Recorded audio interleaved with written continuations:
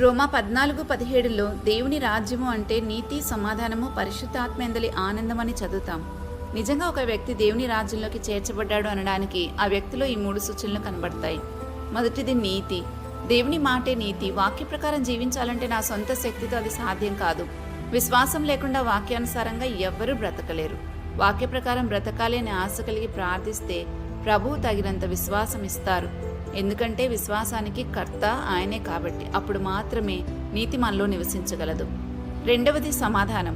దేవునితో సమాధానం ఉంటే మనతో మనకి సమాధానం ఉంటుంది, మనకి మన పొరుగువారికి సమాధానం ఉంటుంది. చాలా శాంతి భద్రతల్ని మన జీవితంలో అనుభవించగలుగుతాం. అప్పుడు మనం ప్రేమించిన వారిని కూడా దేవునితో సమాధానపరచాలనే తపనతో ఉంటాం. మూడవది పరిశుద్ధాత్మేందలి ఆనందం.